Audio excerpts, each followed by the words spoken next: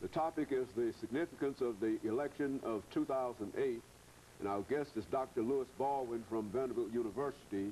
And of course, Dr. Baldwin, let's continue our conversation and to raise this question in terms of race in America, dealing with the election of Mr. Obama. Do you believe that this does represent a post-racial kind of America, or what? What are some of your thoughts in reference to that? Well, I think many will say that now that Obama is president, we shouldn't talk anymore about race. That issue has been solved. We shouldn't talk about affirmative action anymore because there's no need for it. I disagree. I don't think his election means that we live in a post-racial America. We know that during the campaign, there were many racially charged incidents going on around the country. We know about the dragging death of Brandon McClendon down in Paris, Texas. Happened in September of this year, 10 years after James Byrd suffered the same fate in Jasper, Texas. We know that after the election, there were evidence of racist graffiti appearing on the walls, the doors of dormitory rooms on college campuses. So we have to still deal with the problem of race, which is the original sin in America. I don't think the race problem has been solved. Obama's election simply means that another door has been opened. That we have taken another step toward what Dr. King called the promised land. It doesn't mean that we've reached the promised land in terms of race relations, because we still have a long way to go in terms of healing the racial divide in our country. And I also think that Obama would be the first to say that we will continue to need affirmative action to address the inequities in our society, inequities that affect women, that affect minority groups. He would realize that because he himself is a product of affirmative action. As you well know, during the campaign, he evoked the memory of Dr. King on several occasions. He used the rhetoric of the civil rights movement. Now is the time. The fierce urgency of now, he talked a lot about.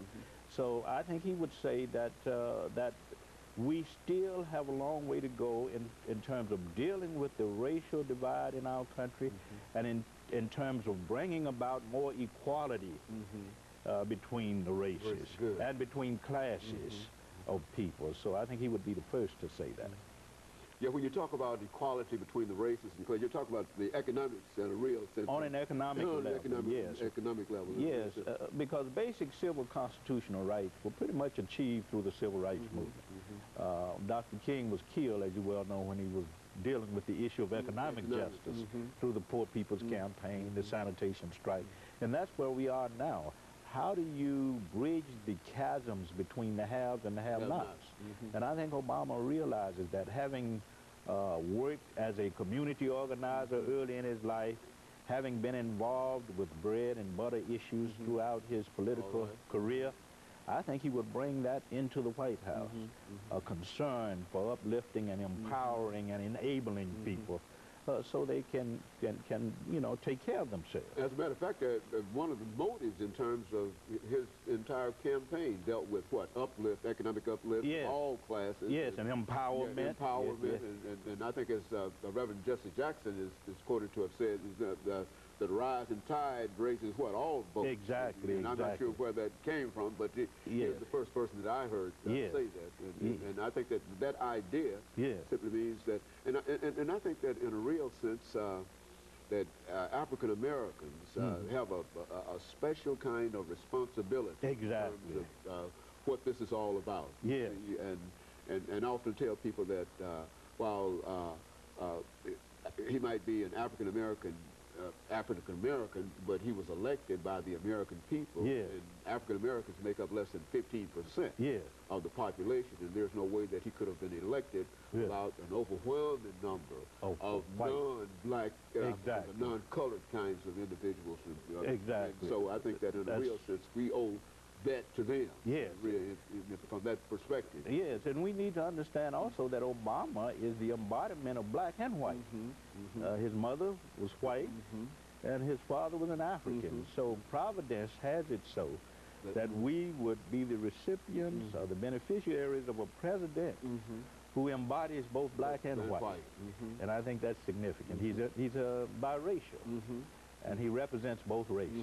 And he represents a large number of individuals in the United States of America who you might not know, whose history and whose background you might not know as well as you know Obama's history and background, which is to say that is duplicated all across, especially the southern parts of the United States, and really in all parts of the United States. That this whole thing, I think we used to call it in college miscegenation. We called it at that particular time, and that's quite common. And it only recognizes that we are all of one blood. That's right. Regardless of the situation that we find ourselves in. But I agree with you that in a real sense, this is a real positive kind of thing in terms of the civil rights movement. And of course, you naturally you would believe that Dr. King would have been highly pleased with This we need to keep in mind that this is 40 years after the assassination. Dr. King was killed in 1968, and here we are in 2008 celebrating this magnificent achievement. And I think it's another step toward the fulfillment or the actualization of Dr. King's dream, because when he spoke of the promised land, of reaching the promised land, this is part of what he had in mind. Political empowerment, to run for office and hold the highest office in the land.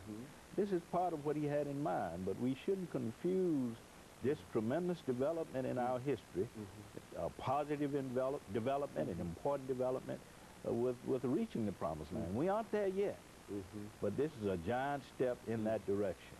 And it's, as many people say, it's a step that many of us never envisioned that would be taken during our lifetime. That's right. And we have to keep in mind how he did this. You and I were talking earlier about the tremendous organization, the use of the internet, the use of sources of technology to reach people, and I think he will continue to do that. He was able to build this tremendous organization and ended up in the White House because of it. Now I think he will continue this, the use of the resources of this information age to reach the masses of America. And he's made it clear that I'm the president of all people, even those of you who did not support me.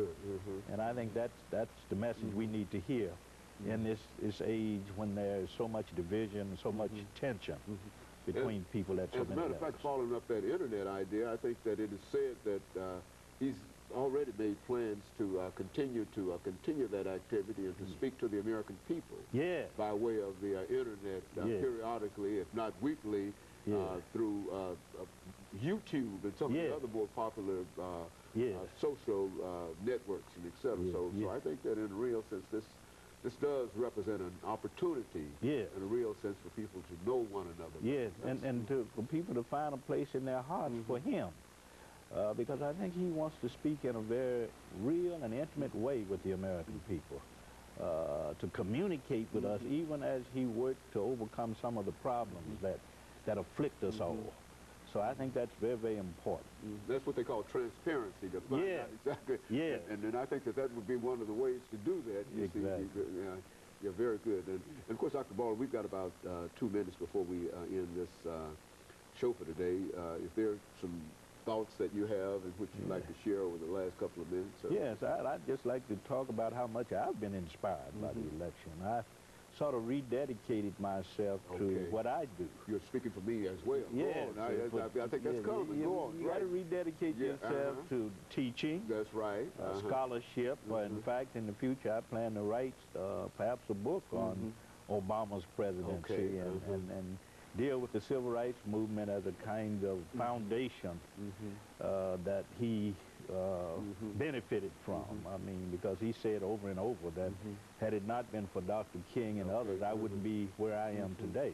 So I've sort of rededicated myself to teaching and scholarship and to inspiring young men and women, black community, other communities, to achieve. To be all that they can be. To be all that you can be, to work hard, to look upon this election as a call to responsibility. Very good.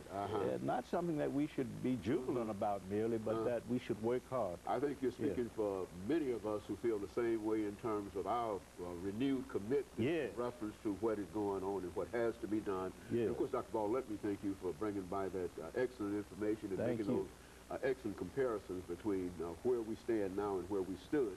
And, of course, let me also encourage our audience to tune in again next week for another informative edition of our comments, and to also remind our audience that they might find many of these titles on YouTube as well as on our website, which has already been announced.